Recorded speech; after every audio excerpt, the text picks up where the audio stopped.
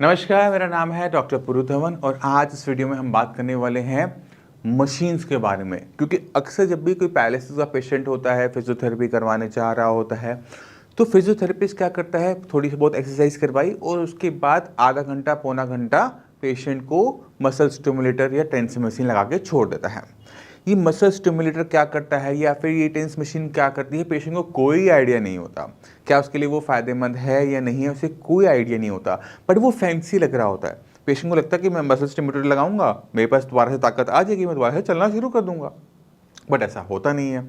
Tense machine लगाता है, वो थोड़े से छोटे झटके लगते रहते हैं, पेशेंट को लगता है मेरी मांसपेशियों में ताकत आ रही है, मैं अभी चलना शुरू कर दूंगा। नहीं होने वाला। आपको समझने की ज़रूरत है कि ये मशीन काम कैसे करती है, क्या इससे में मुझे फ़ायदा क्या होने वाला है। तो पहले शुरुआत करेंगे, जल्दी जल्दी हम समझेंगे ब्रेन स्ट्रोक को, यानी लकवा हमें कैसे हुआ था।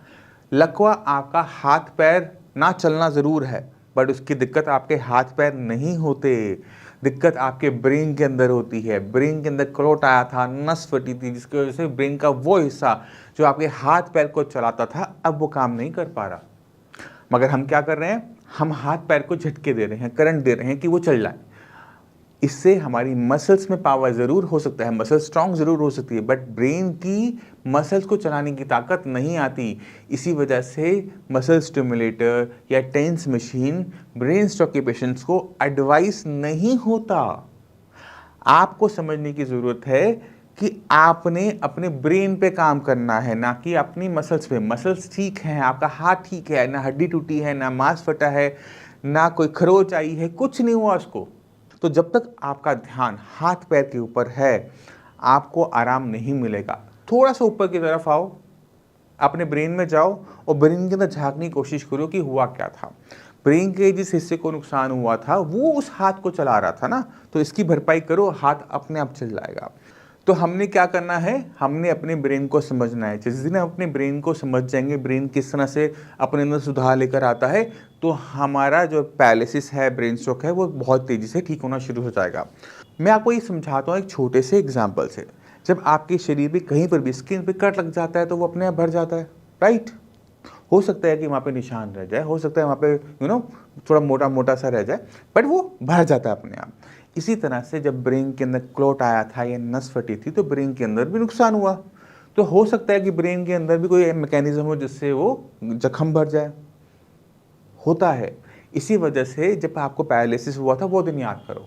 आप बिल्कुल चल नहीं पा रहे थे, बोल नहीं पा रहे थे, बैठ नहीं पा रहे थे, पर अगले 2-3 महीने में थोड़ा बहुत हिलने लगे, चलने लगे, बोलने लगे, है ना। ये क्यों हुआ? क्योंकि ब्रेन के अंदर जो घाव या चोट जो हुई थी वो भरने लगी। और वो भरी कैसे?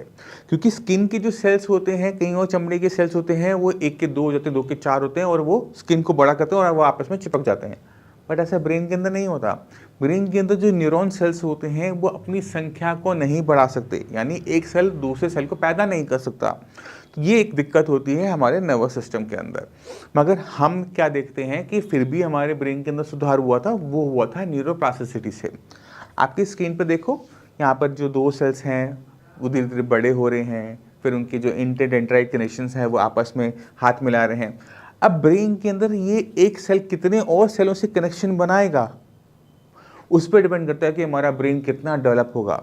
तो जैसे आपने स्क्रीन पे देखा कि सेल्स ने अपना जो साइज़ है वो बड़ा किया, अपने कनेक्शंस जो आपस में कनेक्शंस हैं उन्हें बढ़ाया, इसी वजह से हमारे ब्रेन के अंदर इम्प्रूवमेंट हुई। तो हमने ये जो इम्प्रूवमेंट वाला साइकिल है, ये जो इम्प्रूवमेंट वाला फेस है, इसे कंटिन्यू रखना होता है। क्योंकि मैक्सिमम पेशेंट के अंदर पहले 6 महीने में इम्प्रूवमेंट होती है। इसी वजह से पेशेंट जो नहीं चल पा रहा था वो चलना शुरू कर देता है। और जैसे ही ब्रेन के अंदर ये न्यूरोप्लास्टिसिटी बंद होती है तो पेशेंट के अंदर इम्प्रूवमेंट भी आनी बंद हो जाती है।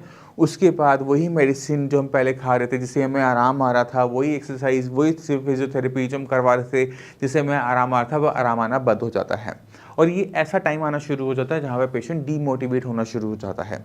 और जब पेशेंट डीमोटिवेट होता है तो अक्सर क्या होता है कि जब हम फिजियोथेरेपिस्ट के पास जा रहे होते हैं ना, डॉक्टर साहब इससे आराम नहीं आ रहा, डॉक्टर साहब मुझे ये नहीं हो रहा, तो वो क्या करता है, आप पे मशीन्स लगा देता है कि आप पेशेंट लेट गया, आपने मशीन लगा दी, तो वहाँ पे क्या ना, एक तो फिजियोथेरेपिस्ट का काम आसान हो गया, बट आपके लिए जो मुश्किलें हैं वो बढ़नी शुरू हो जाती हैं।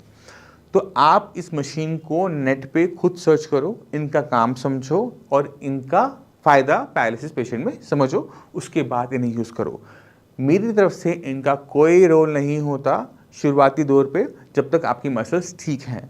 जब आपकी मसल्स बहुत ज़्यादा वीक हो जाए, 2-3 साल हो गए, मसल्स मिली नहीं है, सॉफ्ट हो गई हैं, सूख गई हैं, एट्रोफी हो रही है, तब वो मसल स्टिमुलेटर काम करेगा। अगर आपको पेन बहुत ज़्यादा होता है तब टेंस काम करेगा। तो जब आपका मसल्स ठीक हैं तो आपको इन मशीन्स की शुरुआती दौर पे बिल्कुल भी ज़रूरत नहीं होती। तो इन पे आपने कुछ नहीं करना है ना, अपना टाइम वेस्ट नहीं करना, आपको फोकस करना है कि मेरा ब्रेन में इंप्रूवमेंट कैसे आएगी, और वो आएगी ऑक्यूपेशनल थेरेपी से। तो ऑक्यूपेशनल थेरेपी के ऊपर मैं बहुत सारी वीडियोस बना चुका हूँ, उसको आप समझने की कोशिश कीजिएगा। इस चैनल पे जितनी भी वीडियोस उनको देखिएगा, आपको पेशेंट्स की भी वीडियोस मिलेंगी और आपको बहुत क्लियर कट आइडिया मिल जाएगा कि आपने आगे बढ़ना कैसे है। मैं उम्मीद करता हूँ इस वीडियो से समझ गए। फिर भी माइंड में कोई भी डाउट हो, कुछ भी पूछना चाहते हो, मोस्ट वेलकम। इसके साथ चलेंगे आगे दीजिए। नमस्कार।